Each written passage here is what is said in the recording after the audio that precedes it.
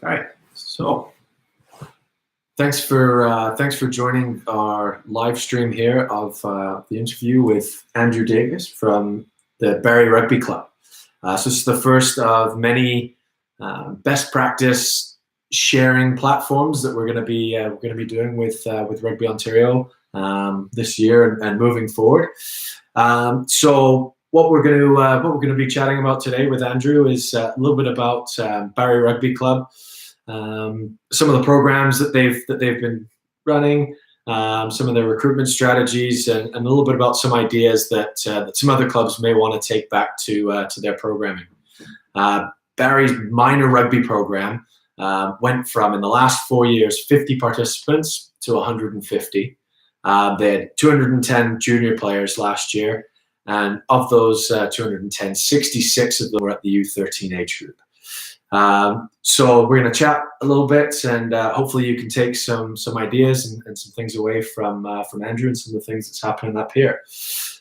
So to kick us off, just tell us a little bit about what's happened in Barrie and what are some things that you're doing that's got these numbers. It's for the start of Barrie's a pretty solid rugby town that predates really our program. There's a lot of schools here that have traditionally produced good rugby talent at high school level, and I think part of the energy and drive within the club came from those players who played at high school coming around the circuit again, and they have kids, and so they want their kids to have a rugby experience. The club itself, I think the city itself as well, received has experienced tremendous growth in population, and so people start washing up in the city who have a passion for rugby. There wouldn't just be myself here. There's at least 3 or 4 other recent arrivals, I would say, who bring new ideas and energy. But the club itself, I can only speak highly of the culture within the club from the very top to very bottom, and that's been massive in helping. A lot of the decisions made in Barrie Club at Barrie are rugby decisions. They are not club decisions, and they're different. They're not the same thing. We look at the game itself, and if you will, a fiduciary duty that you have that ranks ahead of what's right for your club doesn't mean that's what's right for rugby. And so that thought process and that culture, I think, has driven a lot of it. It's certainly helped with the junior program, and we'll talk about that. But every time there's been a decision where there is a conflict between what is better for the men's senior team and 7-year-old kids, and the 7-year-old kids win. Right. And we'll reap the benefits of that. Rugby in Ontario will reap the benefits of that down the road, not just our club. I mean, these kids will go and play, wherever they play. Whether they play at Barrie would be great, but they could end up anywhere. But right, important thing is you're feeding the system. Yeah. And so what are some of those programs that you sort of been able to get started? Some of those rugby programs up in Barrie. Well, we started with the minor rugby program. These are all the under 7s, under 9s, under 11s, and we wrapped the under 13s in with that because of just the nature and the structure of that game. We have put together a value proposition for parents, because at the end of the day, the parents are making the decision most of the time. It's not a 7-year-old who says, I want to play rugby. And anybody who's watching this video knows what rugby is and how fantastic a game it is for kids, and not just the game itself, but the whole culture of rugby and everything around it. And so I don't like to use the word product, but it's a product, and you are competing for hearts and minds with other sports out there, and you're competing for athletes and participants, and so it's getting that message across, how our game is different. And once we get them up there, We find the retention rate is very high. You don't have to do anything spectacular because, face it, at that age, under 7, under 11s, under 13s, they're just kids running around in a field in sunshine. And they run and they run and they run. Right. And if you look at our competition, I guess, in the summer, it's been, baseball's pretty sedentary. Soccer it's not the easiest game if you can't dribble the ball. If you're a defender, you're waiting back a bit. We get a lot of kids come from soccer who don't find it too engaging. And we get them into rugby and we just run and run and run and flog them. Right. And they parents like it. Kids are tired. They sleep. They go back to hockey fit. That's a huge thing in Canada, and that's really been, getting that message out and then being reliable. Right. So we're in our 4th year of this. Tuesdays and Thursday at Barrie Community Sports Complex is rugby. Right. For all kids aged under 7 to under 13. Mm-hmm. So that's, I think that predictability is important, and not to fire up a program and then collapse. Yeah, nice. So that's been good. Yeah, and so just speaking on that program, I know coming out last year, it was so there was an option for those kids to play during the week and not necessarily on the weekends. And I know you found some success with some of the hockey athletes in particular, but other athletes as well. If maybe you want to speak to that structure a little bit. Yep. Sure. The hockey parent in Canada, if it's a non-hockey related activity for the child, the only value proposition they're interested in is it going to make my kid better at hockey? So we spotted that, and rugby ticks that box on every single level. In fact, any viewers who are watching or anybody watches this video, I have almost a sort of university-style position paper on why a hockey athlete should play rugby. Happy to share that to everybody. You can put your club name on it and you send that out, and you'll probably be pretty pleased with the results in terms of recruitment. But we actively went for the hockey kids because we do offer, and predominantly the rep hockey kids. These are the triple A's, the double A's, the single A's, because we do offer tremendous developmental capabilities for them, and we have had tremendous success. Under 13 level last year, we had about 16 of the AAA, AA kids. So that's over half of those two teams, and these kids have already been through the ringer. Mm-hmm. Like, they're athletes. They just because you play rep hockey doesn't mean you're going to be awesome at rugby, or there aren't other fantastic rugby players in Barrie who play other sports, but certainly those kids have been through the ringer. They just don't make it otherwise. And so they're either very athletic or they're very competent, and so they become very good rugby players. And ultimately they'll come back to the sport when hockey runs its course, which it does for most of them. So that's been very good. We run our core offering in Barrie in the Jaguars, which is our minor program, is flag rugby. And the reason we do that is because if we only offered contact at under 11 and under 13, our concern is we would lose some players who are nervous about it, and they wouldn't play. And that could be the next Canadian scrum half who's 10 years old and he's doesn't like the thought of getting involved in contact rugby, but he's happy with the flags. He comes out and does the flags, and then he sees that the contact is really not that bad. He ends up playing contact rugby, and then you have another rugby player. And so that was the logic, and we work with Rugby Ontario on that, with the structure as to how do we engage and keep as many players in the game as possible, because those are your referees, those are your club administrators, those are your first team prop, that is your third team reserve fly half. These are all the players that you're gonna get from that system. So you keep it as broad as you can.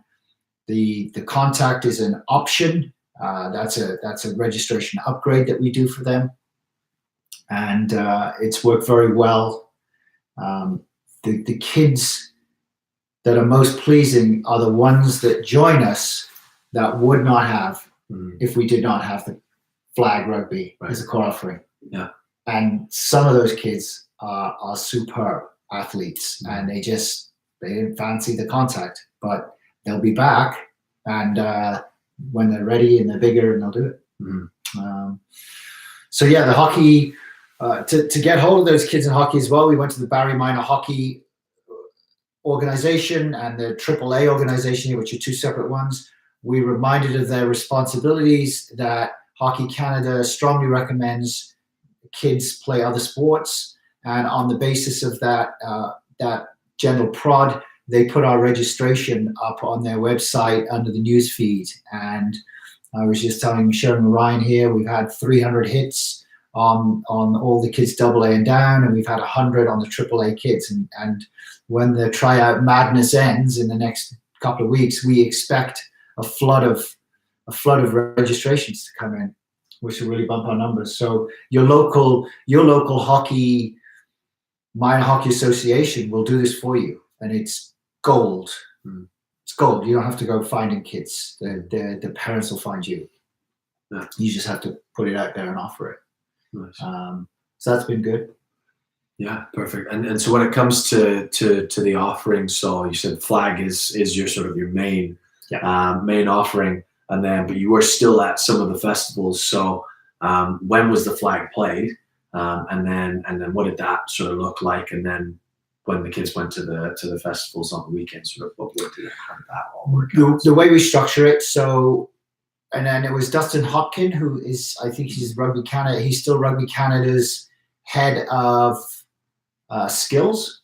Was he skill development? Yeah, I think it was skill development. So I had a good long chat with him. And interestingly, contact's not viewed as a skill. The real skill is catch, pass, moving the ball. And you do that with flags. You don't need to do contact. And so we went on that basis, and our Tuesdays and Thursdays are our house league, and it's a very informal house league. You know, we're not posting results every Tuesday and Thursday. Nobody has time for that. We just have kids in different colors, different T-shirts, and they run and they run and they run. And we play flag every Tuesday and Thursday is an hour to an hour and 15 of flag. And then the kids who want to do contact, which is the under 11s and the under 13s, they stay back for another 35 minutes, 45 minutes of contact rugby. Nice. And those are the kids that go to the festivals. Nice. So that works well. I would say, you know, of the under 11s, probably 80% of them do the flag and the contact, and under 13s would be a similar nice. Percentage. But hugely successful. They you know, I was just sharing with Ryan here those rep hockey kids, the AAA, AA kids we had at under 13s last year. Around 6 of them didn't do contact, which amazed me, because I thought the reason they came to rugby was they were going into their minor bantam year, which is their first year of contact, and so they wanted to get some experience. But the parents either didn't want them in it because they were concerned they get injured, or the kids were a little nervous, or they wanted to go to college. Anyway, those same 18 kids, 16 to 18 kids, including the 6 who did not play contact, have all signed up for under 15s contact rugby, and they've brought 6 of their mates. So I was looking at our registrations for under 15s. We have... In our under 15s, we have 22 of arguably the elite male athletes in the city of Barrie, who are all going to be playing rugby, and some of them will play it for the rest of their lives. So you know, they will be joining other clubs. They'll go to university, and you know, we have the same level of success in our girls with the under 15s, the under 17s, the under 19s girls programs. Once again, they're led by incredibly dedicated people, but the the attraction of rugby to these kids who want a sport like it is it's there for all to see. You just got to give it to them and be regular and reliable, and they'll come. Nice. And then on those, the note of those people, the coaches. So you've got a massive program. How do you fill all the teams? How do you fill the coaches? The coaches. Yeah, coaches are interesting. I get coaches who are really nervous, and I reassure them by telling them that they're better than the person that doesn't exist. Right? It's not difficult to be better than somebody who doesn't actually exist. Part of that issue is the brutality of minor hockey and the poison chalice that is being a hockey coach, and how people see that. It's disgusting at times to see, but we obviously don't suffer from that in rugby. And rugby's a far simpler game in some respects, certainly up to the U13 level. And so we just look at the base, which is the under sevens, get hundreds of them in, get hundreds of under nines, hundreds of under 11s, hundreds of U13s. And then really, you're only really narrowing that talent pipeline as you hit U15 and you start playing for keeps. And that's at school level, high school level, and at club level. So yeah, back to your point, coaches, very lucky here in Barrie. I got 6 PE teachers. I don't advertise that too heavily when people say how great the program is, but yeah, we have 6 PE teachers. Yeah, sure. That's their job, to deliver, proper structured athletic programs. So they are tremendous. But then I supplement that with parent coaches, because that's all you have. And then Rugby Ontario produced a wonderful document, which essentially is how to coach under 9 and under 7 rugby. And I could hand that to any parent who's never seen rugby ever, and they would look at it and go, oh, God, I can do this. And then once you wrap them in at under 7 and under 9 level, then their kid is in love with the game, the parent gets into it, and they're gonna certify themselves at under 11s, they're gonna get to U13s. And, rugby, I think up to U13, under 13 level, you don't have to have played the game or be some sort of world expert. I think certainly at the level that it goes on here, that you coach. But the document Rugby Ontario has is superb.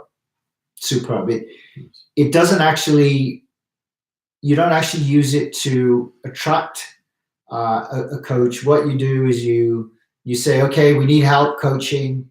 You send out the email to the parent group, and the silence is deafening because nobody wants to step up because they don't know what rugby is, and all they see is hockey coaches get screamed at. Then I follow it up and I send out the actual document itself that shows what you have to do at under 7, under 9 level, and suddenly then the responses come in. I'll do it. Hey, I can do this. So that's massive, because if you don't have a rugby parent, you don't have a coach who's a rugby parent, you've got to fill it with somebody. And there's lots of people willing, but they want to be comfortable. Right. So that's been good. Nice. Yeah, good. Well done to you guys. Yeah. And then so another sort of key aspect is the Canada Summer Jobs student, and actually accessing those schools, and then sort of what has been the impact of that. I know you had an excellent student in Corey, but no, we did. We had like the golden child university student, self-motivated. I don't know what kind of student he is. A self-motivated student. Who's that? Yeah. So yeah, we had a kid who was just superb, putting up cricket scores in terms of how many kids he saw.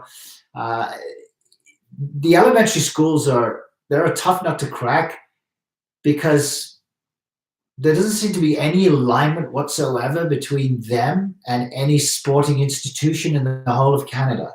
The laws of rugby that they were playing in Simcoe County were unique, would be the politically correct word I would use for it. But we managed to get in there and meet with them and to show that we were a meaningful local sporting program. And so we got our summer student in there. It's tough to, they thought the idea was he's just going to come and take rugby and they get a free period. It doesn't work like that. He's there to teach them how to coach rugby. But we probably picked up 10 new schools. We also ran a clinic for schools that wanted to start a rugby program, and we did that in a double gym, and that was one evening's work, 20 volunteer kids, and we had 10 new schools playing rugby. Nice. So that was well worth it. And Corey Watson was our summer student. Obviously, that funding is huge. It's a bit of a lottery whether you get it. If you grow your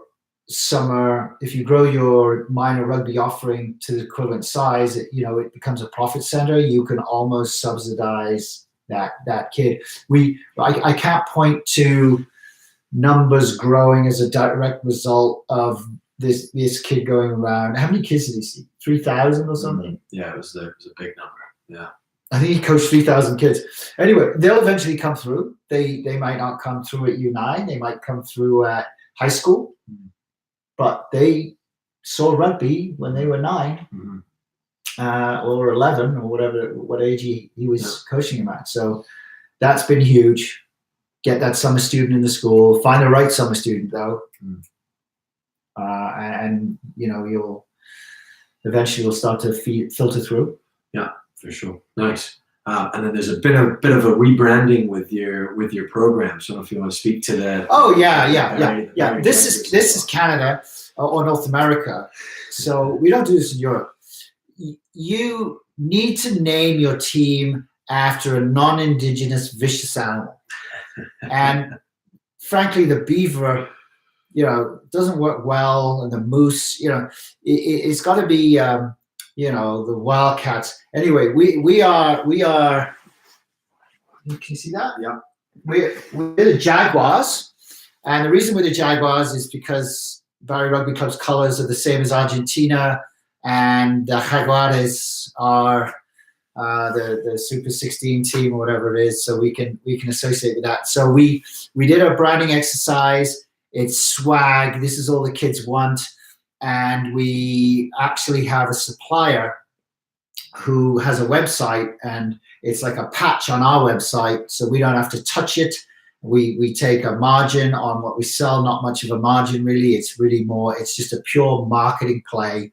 And so there are kids running around with Jaguars gear on, and that's self-propelling now. I don't have to, hand back Jimmy. Jimmy's mum doesn't bring me his shorts because they're the wrong size. Like, that's someone else's problem. That's not ours. So yeah, see if you can find. We use a company called Team Image at Barrie. This is what they do. This is their job. This is what they're experts at. And if you go to our website, barrierugbyclub.com, find merchandise, and you'll click on a page and you'll see what we offer.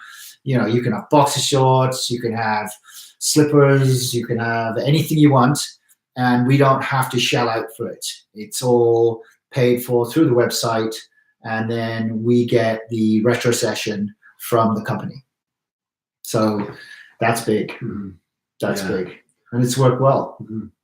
Yeah, and once you've done it, you don't have to do it again. Right. Yeah, no, for sure. And I think the sort of the last thing we wanted to chat about, we talked a little bit about the structure, and you've got a ton of kids coming into the house league. They're all running around with the Barrie Jaguars stuff on. How do you contain them? You've got the coaches. Yeah. How do you contain them on the electric cattle pots? Yeah, you need electric cattle pots. No, we've got so we have the coaches. We have the flag going on, the flag rugby going on. Referees. So all these kids, all these high school kids have to have their volunteer hours. So we push it out to our under 15 and under 17, under 19 programs, and we staff our referees from those kids. Right. And they will give them a whistle. They have a referee, they have a shirt on. They get a free shirt that says Barrie Jaguars referee or sir. And you kind of have that on the back of their t-shirt, and that that takes care of the refereeing, and then you can actually coach. The way we run our house league is, a little different. We're a 12-week program, so we run from the end of the beginning of May till the end of June when school breaks up, and we pick teams, yellows, greens, whatever they are, and we put kids with their friends. That's what they want to be. They want to be with their friends, and we let them play and we get to the halfway stage, and we do a formal round robin, keep the scores. Now we're keeping score, and we'll even the teams out, because if you have a dominant team, that's no good. And then we go for 5 or 6 more weeks, and then we have a championship night, and there is one set of medals for the winners. There's no participation medals at Barrie Rugby Club. You don't get a medal for participating in life. So we give them, and the kids love that. Right. They love the fact there's only one set of medals up for grabs. And then we have a big pizza night, and we wrap it all up, and that's it. And then the flag kids kind of wrap up the end of June, and the kids who do contact, we go right through the end of July. Nice. And then we wrap up the end of July, because a lot of our coaches are hockey people, and that's their only slot to go. And then a lot of the kids who are into their hockey are kind of starting to look at their skates and sticks. So it works well. It's a very short, abbreviated season. It's 3 months. The rest of the world is playing this game for 8 months. That's tricky, but it's that early introduction at 9, 10, 11, 12, and those kids will come back as competent rugby players. And if they're really good athletes, rugby's a late specialization sport. It's not like hockey, where you've got to be some sort of expert by the time you're 9, or tennis or swimming. It's a late specialization sport. You can show up when you're 15 if you have a decent grounding in the game and you're made of the right gravy. You will shine through. Right. So it's good. Yeah, nice. And I think so something that I was really impressed with every time I've been around the club is that sort of, you don't have a clubhouse, but it's a real club feeling. So. And I think some of the things like the Barrie Jaguars and that house league, getting everybody together on the same night to play with each other, it is a real testament to that. I don't know if. I stole that idea right off of who's the last person who had an original thought. David Patterson, Rugby Ontario, told me that the rugby club in Manly used to do a Manly for Manly night. And we do a Barrie for Barrie night, and I get all the men's first team and the women's first team to come to our house league flag night wearing their full gear and their flags, and they come and play rugby with the kids for the whole evening. They sacrifice the training practice.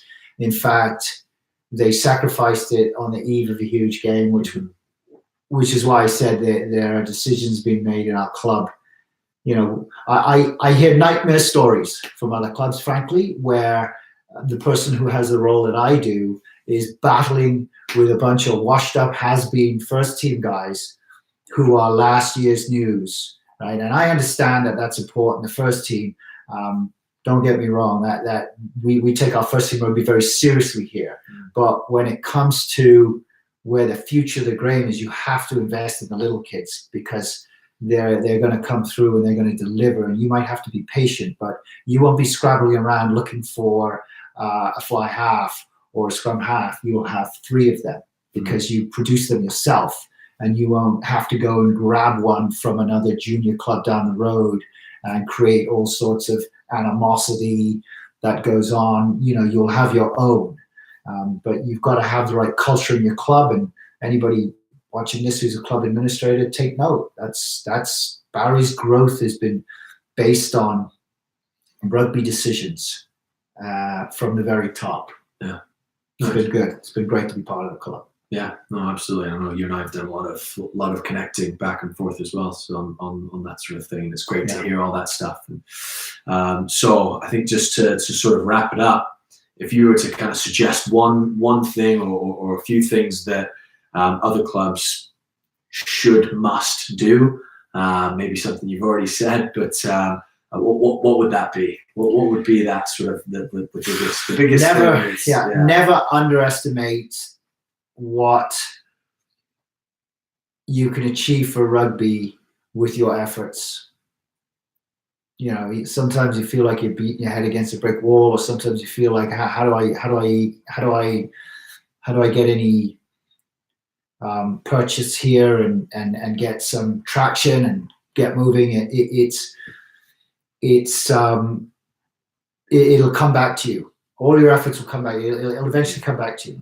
You know, it'll come back to you in rugby. I was just telling Ryan here, the best example I can give is those the AAA, AA kids I had at under 13 level. They came to us because I ran a dryland training session for them in January because their coach wanted them to see other sports, and I did flag rugby in a double gym. You know, their team manager paid for it. I just showed up and I told them all about it, and I discussed the contact element of rugby. And I did a dog and pony show with the parents afterwards, a few question and answers, and then 18 of them signed up. So I did 1 hour at AAA, 1 hour at AA. That's 2 hours of my time, which, you know, it's still time, but that same group came at U13 level, and, you know, I'd like to think they had an unbelievable coaching experience with me, but generally the game sells itself. They came back under 15 level, all of them, as well as their mates. 5 or 6 others. There's a kid who's 6'1" and 210 pounds. He's 13 years old. There's 3 of them, and they are going to be incredible rugby players. And I don't know whether rugby's the game they're going to play the rest of their life, but I can tell you they like it. And if they don't make the NHL, which is, you know, more likely than not, I know they'll still be playing rugby, or there's a very high chance. And so that came from 2 hours. 2 hours. So that was it. Nice. Any questions? Yeah. Any questions? Do we have a Q&A here? Yeah, I'm not sure if no, it's been great. if we can do that, but you can always call. I'm happy to speak to anybody about rugby. Yeah, absolutely. And thanks to those who are on live. Thanks for watching, and those who are sort of watching this back. If you want to chat at any time, want to talk about this session or anything else to do with rugby development, just send me an email or give me a call. I'll put my details down in the description. And thanks very much for watching, and hopefully we can help make rugby decisions. To we have to share ideas. That's the other thing. That's the point I meant to make. We have to share our ideas. Like I'm not keeping any secrets up here in Barrie. Like I will, you know, we have to share all of our ideas. That's how we do this. And anybody who's got any ideas that's worked well where they are, I want to know what they are. You know, we don't have a monopoly on that. We just, you know, we've been fortunate in a lot of our strategies work, but we also want to hear if anybody else has done anything that's worked well too. Okay, great. Well, thanks for the time, Andrew. Really appreciate it. And awesome. Hopefully we'll see you all soon out on the pitch. So.